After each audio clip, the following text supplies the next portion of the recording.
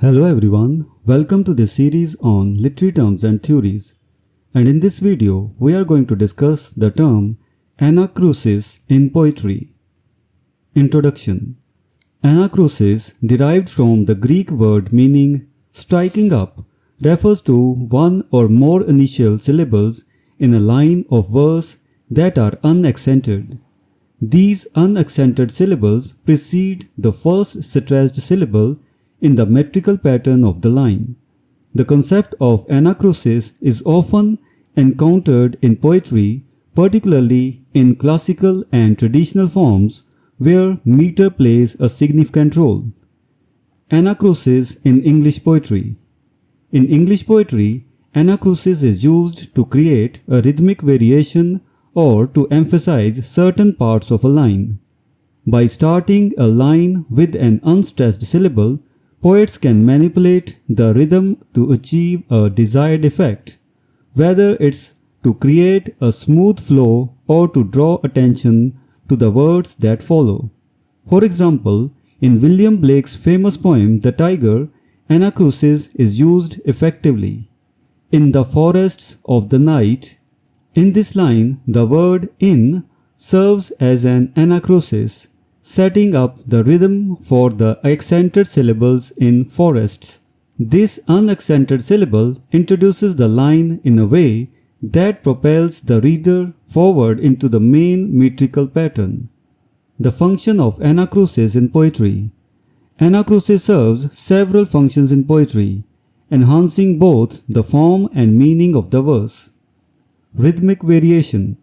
Anacrusis allows poets to break from strict metrical patterns without disrupting the overall flow of the poem. This variation can make the verse more engaging and dynamic. Emphasis. By beginning a line with an unaccented syllable, the poet can place emphasis on the first stressed syllable that follows, highlighting key words or ideas within the line. Smooth transitions. Anacrusis can create smoother transitions between lines or stanzas, making the poem easier to read and understand. Musicality. The use of anacrusis contributes to the musical quality of poetry, making it more lyrical and pleasing to the ear. Examples of anacrusis in poetry. Apart from Blake's The Tiger, many other poets have used anacrusis to great effect.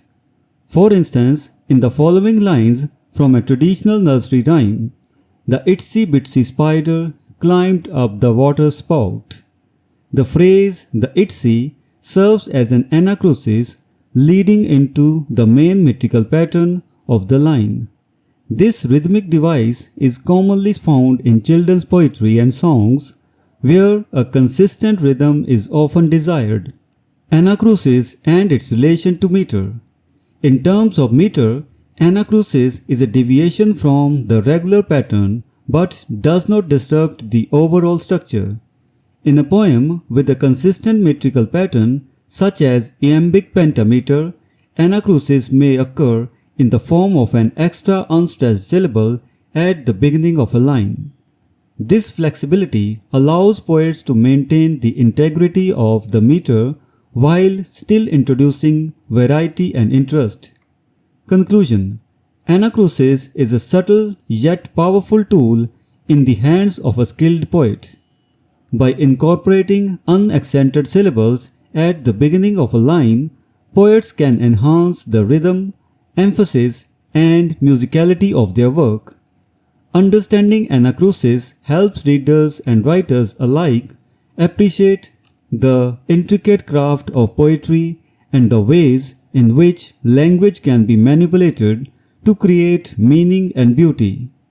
Whether in classical verse or modern poetry, anacrusis continues to be a valuable element of poetic expression. So this was the discussion on the term anacrusis in poetry. We will meet in the next video and discuss some other term. Until then, goodbye and thank you.